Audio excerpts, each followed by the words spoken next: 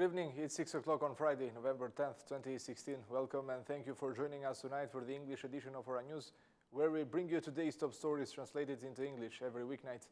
Today's plenary session was a riot of debates after the Prime Minister's earlier statements on Donald Trump and the recommendation for agreement to begin negotiations.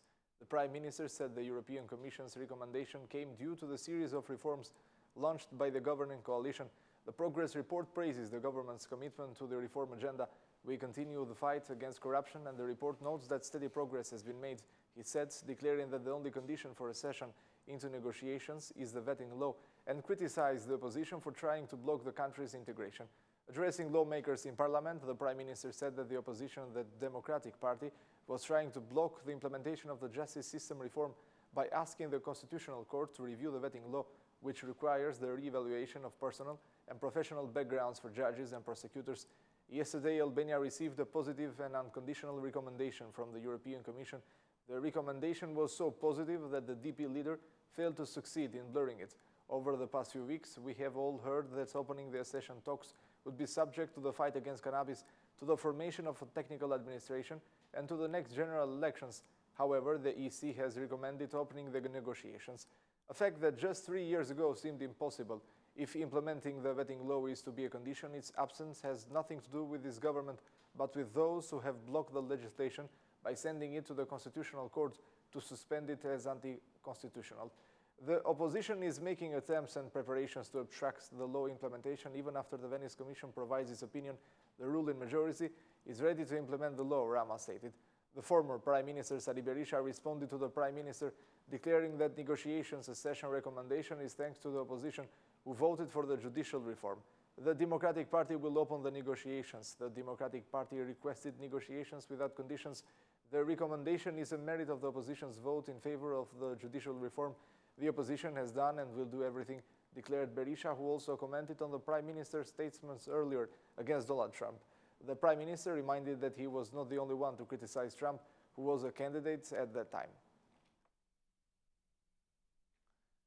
Albania's EU ambassador, Rama Vlahutin, held a meeting with some students today with whom she discussed the European Commission's recommendation to open negotiations.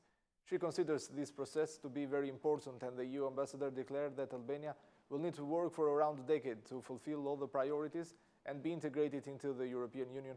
The integration process depends on Albania, and it is not an easy process. I think a decade is needed. We need a better regulated system and well-functioning institutions. My country, Croatia, also needed a decade to integrate into the EU, even though the economic situation there was better than it is in Albania right now, the EU ambassador said. When Ambassador Vlahutin was asked what will happen after membership, she had this to say: "A great work has been made with undertaking the reform so far, but there is still much work to be done. Being in the EU does not mean that our lives change immediately. Big changes in the administration, in the justice system will be made during the membership process," Vlahutin declared, adding that implementation of judicial reform and elimination of impunity are crucial for the membership. The EU ambassador also commented on the election of Donald Trump as a US president, expressing her belief that the EU-US relations will not change during Trump's mandate. Foreign ambassadors, the Vice PM and the Prime Minister held a meeting in the Prime Minister's office to discuss the fight against drugs. Afterwards, the Vice PM Niko Peleshi announced the news that Albania will enter a new phase in the fight against cannabis. Despite the stricter laws against drug cultivators and traffickers, development plans for rural areas where cannabis has been planted the most will also be drafted. The Vice Prime Minister stated that the state police have done their best to destroy cannabis plants, which has been recognized by international leaders and positively affects opening negotiations for EU integration. However, the Vice Prime Minister believes destroying the plant is not the only way to prevent this phenomenon, and that development projects must be drafted for rural areas. The Vice Prime Minister also said that the new anti-cannabis strategy is an initiative of Prime Minister Rama, who during a November 2nd meeting with accredited ambassadors to our country launched the idea of a donors conference to help Albania fight cannabis. Meanwhile, the President of the Republic, Bujarnishani, will gather the National Security Council on November 11th to discuss the fight against this phenomenon. Balkan Barometer, an unusual and annual survey of attitudes, experiences and perceptions across the economies covered by the Regional Cooperation Council Southeast Europe's SEE 2020 Strategy for Jobs and Prosperity in a European Perspective, was released during a public discussion event at the Ministry of Foreign Affairs today. The Balkan Barometer rounds up the views of the general public and also of the business community on the main socio-economic trends in the region, business and investments climates, and the expectations of the European integration process. The survey found the unemployment and corruption are concerns for citizens of all Balkan countries, not just Albanians. The survey also shows that 1 out of 2 citizens in the region want to go abroad. During the presentation of the survey findings, the RCC Secretary General Goran Svilanovic declared that this perception is concerning. 15% of Albanians say unemployment is their main problem, and their second problem is related to the overall economic situation. 87% of people mention corruption as a real problem, and most people think that their governments are not effective in the fight against corruption. In his opening remarks on the presentation of the Balkan Barometer 2016, Foreign Minister Bushati praised the EC recommendation to open negotiations and emphasized that EU integration is the country's transforming power. The country's democratization and process for economic development are of paramount importance. The EU has expectations for the reforms we have embarked on. Our European integration is a transforming and modernizing power in the country and the entire region. It is important to share the citizens' views on the reforms that have direct impact on their lives, Bushati added. The RCC Secretary General, Goran Svilanovic, highlighted that 50% of citizens believe that Albania will enter the EU in 2020 and that the Albanian government should work hard. The Balkan Barometer is a powerful monitoring tool. We are keeping a close eye on the overall developments and the pace of reform in the Western Balkans.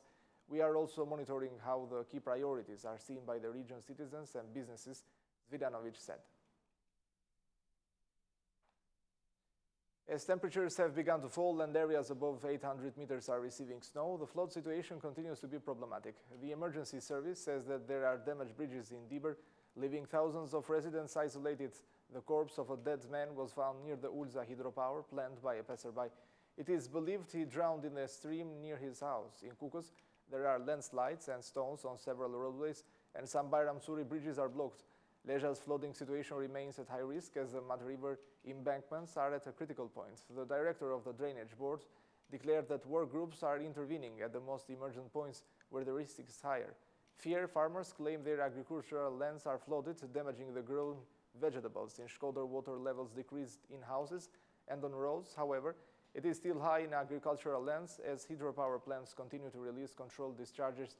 Several citizens have been evacuated due to Vjosa River overflow risk, and the situation in Vlorë and Novosela has worsened. According to weather predictors, intense rainfalls are expected to continue over the next 24 hours, especially in the north. The Democrat MPs accused the government of negligence and abandoning the citizens, saying they did not take any measure for the floods. During today's plenary session, the Democrats asked the government to declare an emergency situation.